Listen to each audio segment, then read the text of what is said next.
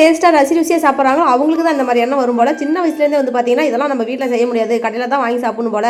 என்னைக்கா இருந்தாலும் இதை நம்ம கற்றுக்கிட்டு நம்ம கையால் வீட்டில் எல்லாத்துக்கும் செஞ்சு கொடுக்கணும்னு ஆசைப்பட்டுட்டே இருந்தேன். அதே மாதிரி வந்து பார்த்தீங்கன்னா சின்ன பிள்ளையாக இருக்கும் போதெல்லாம் ஒன்றும் கற்றுக்கல. கல்யாணம் ஆனதுக்கப்புறம் நிறைய டைம் இதை செஞ்சு பார்த்துட்டு அதுக்கப்புறம் கரெக்டாக வர ஆரம்பிச்சிச்சு. ஸ்டார்டிங்லாம் சரியாக வரவே இல்லைங்க.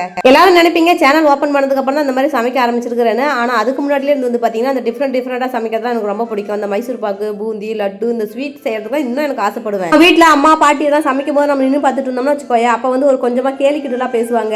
நீ பார்த்துட்டெல்லாம் கற்றுக்கிட்டு செஞ்சு தர போறியா அப்படின்ற மாதிரி. அப்பயும் எனக்கு தோணும் எனக்காதெல்லாம் செய்ய தான் போகிறேன் அப்படின்னு. ஏமா தேவி என்ன செய்ய போகிறேன்னு கொஞ்சம் சொல்லிட்டு செய்யுமா, என்னென்னமோ செய்கிறேங்கிற ஆனால் என்ன செய்கிறேன்னு சொல்லவே இல்லையே அப்படின்னு கேட்பீங்க. ஆமாங்க, இன்னைக்கு வந்து நம்ம பேக்கரி ஸ்டைலில் வந்து மைசூர் பாக்கு செய்ய போகிறோம். மைசூர் பாக்கு எல்லாத்துக்கும் ஈஸியாக இருக்கிற மாதிரி தெரியும், வெறும் கடல மாவு மட்டும் போட்டு செய்கிறோன்னு. ஆனால் வந்து பால் பவுடர் போட்டு செய்வாங்க.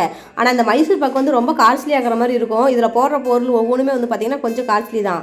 2 கப்பு சர்க்கரைக்கு 1 கப் அளவுக்கு தண்ணி ஊற்றிட்டு அதை நல்லா கம்பி பாக வர வரலையும் நம்ம வந்து மாவு ரெடி பண்ணலான்னு சொல்லிட்டு ஒரு பாத்திரத்தில் 1 கப் அளவுக்கு கடல மாவு, 1/2 கப் அளவுக்கு பால் பவுடர், 1/4 கப் அளவுக்கு மைதா எடுத்துக்கிட்டேன். அதை நல்லா சளிச்சு எடுத்துக்கிட்டு அதுக்கப்புறம் 1 கப் அளவுக்கு நெய், 1 கப் அளவுக்கு எண்ணெய் சேர்த்துக்கணும். நான் ரெண்டையும் சேர்த்து ஒட்டுக்கா கலந்து 2 கப் அளவுக்கு எடுத்துக்கிட்டேன். சளிச்ச பவுடர்லாம் 1 கப் அளவுக்கு எண்ணெய் எடுத்து வச்சிருந்தோம்னா அதை எடுத்து ஊற்றி நல்லா கலந்துக்கிட்டு கம்பி பதம் வந்ததுக்கப்புறம் அந்த பேஸ்ட் எடுத்து ஊற்றி கைவிடாமல் கலந்து விட்டுட்டே இருக்கும். மைசூர் பாக்கு கடையில் வாங்கக்கூடாது, பெருமையாக வீட்லேயே செஞ்சு நாம தான் செஞ்சோன்னு சொல்லி பெருமையாக சாப்பிடணும்னு நினைக்கிறவங்களுக்கு கையில் நல்லா தெம்பு இருக்கணும்.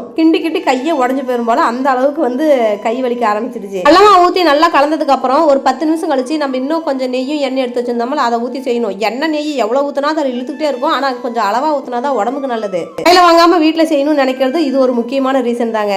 நல்லா கை வலிக்கு ஒரு 1/4 மணி நேரம் கிண்டினதுக்கு அப்புறம் கரெக்டான பதம் வரும். அதுக்கப்புறம் ஒரு பாத்திரத்தில் நெய் தடவி அதில் ஊற்றி ஒரு 2 மணி நேரம் போல் நல்லா டிஸ்டர்ப் பண்ணாமல் ஓரமாக எடுத்து வச்சுட்டு கட் பண்ணோம்னா சூப்பராக பேக்கரி ஸ்டைல் நெய் மைசூர் பாக்கு ரெடிங்க. இந்த கடலமாவு மட்டும் போட்டு செய்யும்போது இந்த அளவுக்கு டேஸ்ட் வராது. பால் பவுடர்லாம் போட்டு செய்யும் போது இந்த அளவுக்கு டேஸ்ட் சூப்பராக வரும். உள்ள வந்து கலருமே இந்த அளவுக்கு சேஞ்ச் வரும். நம்ம மைசூர் பாக்கு பார்க்க எப்படி இருக்குதுன்னு சொல்லுங்க. உங்களுக்கு யாருக்கெல்லாம் மைசூர் பாக்கு வீட்டில் செய்ய தெரியும்னு சொல்லிட்டு கமெண்ட் பண்ணுங்க. செம்மையா இருக்குமா?